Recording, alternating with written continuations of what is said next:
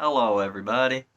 Um, Last video I made, I said I was going off of testosterone. It has now been 2 weeks off of testosterone. Um, so obviously there haven't been extreme many changes that I can even tell at this point. I feel like my facial hair is growing in slower, but I never kept track of that before, so that's hard to tell. Trying not to say a bunch. Uh, the only like the only things that have changed really is like I had a little bit of like cramps the other day, um, and then my mood is kind of eh. Um, I did some soul searching a week or two ago, and it left me in a pretty optimistic state. So I don't know if it's that just wearing off that I'm kind of getting back to my mood, or it's my hormones because before a time when I couldn't get my hormones, when I wasn't going off of them, and I missed my shot for like a couple days. I felt absolutely terrible, and depressed and miserable, and I don't know if I feel miserable or if I do, and if I do, I don't know what is exactly causing it. So I can't say that it's the hormones because I have other personal life crap going on, like family shit, relationship shit, work is sometimes shit. But like I still do have like an optimistic sense to things, and I just think I don't want to be sad, so I'm like fighting it at all costs. But also I am trying to learn to sit in my discomfort and process my sadness, and then healthy things for me. Um, I said something to my friends the other day about how I back when I was a teenager, I went to the mental hospital. There's videos on here of me at that age getting out of the mental hospital. I have a video saying there's no coping skills because I didn't have healthy coping skills. I just had distractions that weren't healthy. So, like, smoking pot or cigarettes, or that was basically it. Um, Being in relationships with people and not caring about myself. That was like, they're all distractions and not really coping mechanisms. And so now it's, sit in discomfort, but then, do a coping mechanism that is healthy.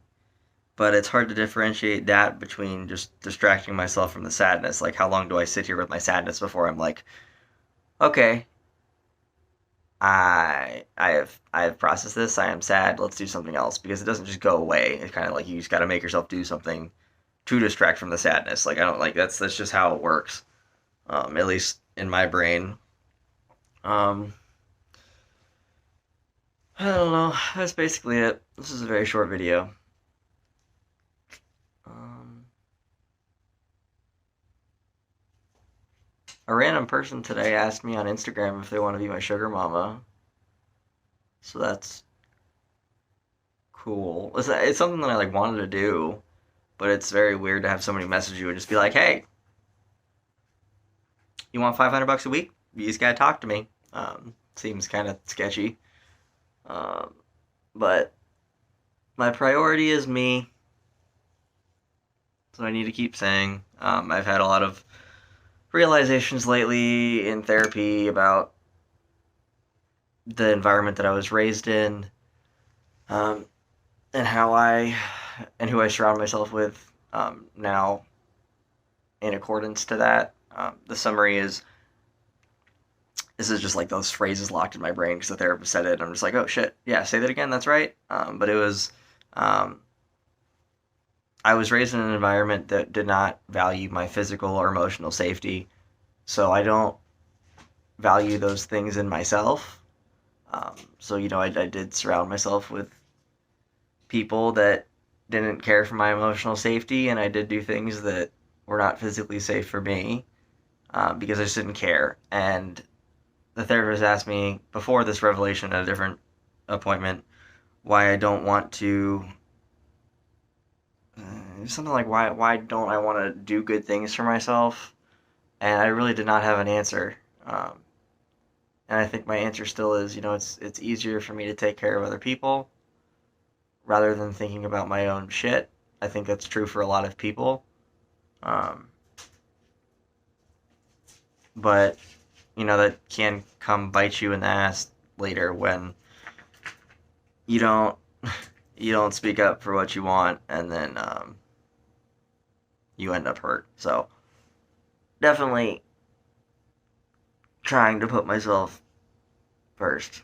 Um, but like it's not in me. Like I'm very much like a caretaker, and I want everybody to be happy, and um, then I'm happy, which I know is not how it should work at all. Um, it's the more happiness you have, the more love you have yourself, the more love you can give other people. Um, so I can be both. It's okay for me to want to take care of others, and that fills a void. I mean, maybe fills a void. Like it's I can take care of myself and take care of others. Um, so long as me taking care of others doesn't um, undermine or devalue myself.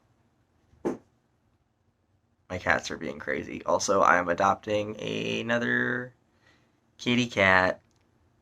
Um, and it's gonna be a little baby kitten, and I haven't had a baby kitten since I was like 16. There's a video of me on here with two different baby kittens because I got one and then I got a job and I couldn't take care of it, and then I gave it away, and then I got another one because um, was not good with responsibility with animals. I had a dog that I raised that I gave away, and there was a girl from my high school that said, "Don't do this. You're gonna regret it." And I very much do regret it. But the dog, have a better, proper home with a yard that I can't give him right now. Um, but I just have these moments where I'm getting to a point in my life where, like, yes, I want a yard, and yes, I want to have a stable thing, and yes, I want to have a dog again. And it just sucks because I raised this dog as my son from a puppy, and I can't do that again. I'm working all the time. I wasn't working at the time. So very much the lesson of animals are not um, coping mechanisms. They're not distractions. They are not presents. They can be a present if it's like talked about or it's expected, but um, animals are living beings. And to quote the wonderful Jenna Marbles, we're going on a long, long life journey together. Um, yeah, so I'm hoping me bringing this kitten into the mix will kind of shake up the dynamic between um, my others, because they fight and it's obnoxious. And if there's any cat experts out there, Jackson Galaxy, can you please come to my house and tell me what is wrong with my cats? Because I don't get it. So I have one named Satan. He is a Maine Coon. He's about maybe 3.5 years old. That's a lie. Maybe he's 4. Um, and then, so he's a Maine Coon. And then also Satan has a missing back leg. So he's got 3 legs. And it was like that from birth. And he was raised at a vet. So he didn't have siblings. And I'm bringing this up because I think this is why he is the way he is. Come here, buddy. Give me a hug. I'll put it together later. Come here. The other one is probably about 2.5 or 3. I don't know. But we got her as like young kitten, not like baby kitten. And obviously they weren't too whatever. They're too fond of each other initially. We did the whole put them on the other side of a door thing. It took like a few days, but eventually they were chasing each other around the house, and a couple of times I think we got them. They would cuddle together. We got pictures.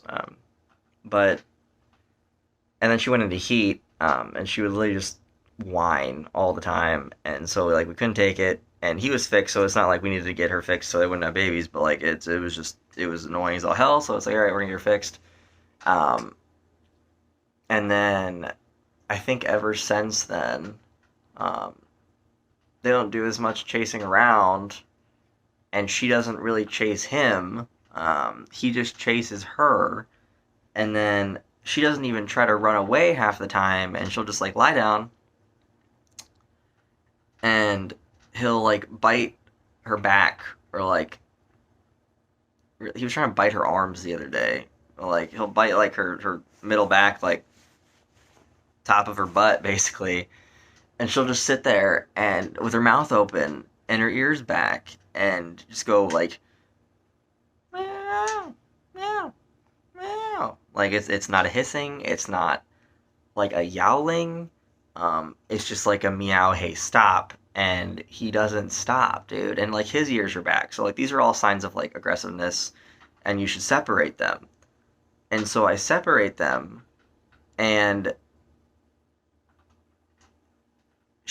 like the other one's name is Pumpkin. Pumpkin literally immediately goes back to him. Um and doesn't run away. Like she has four legs. She could run away. She could hop on top of the cabinet if she was scared. But she chooses to sit there and whine as he bites the fuck out of her. And his name is Satan for a reason. Like he used to latch onto my arm. Like if he gets angry and he latches, like you're not getting off. Like you can try to pry him off, but the more you try to grab him, the harder he will grip.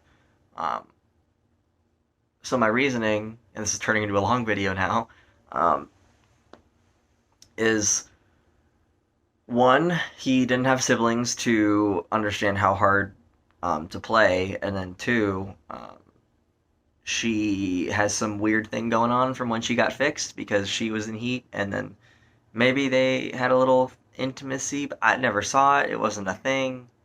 Um, but then after that, it's just been weird, man, and I don't know what to do.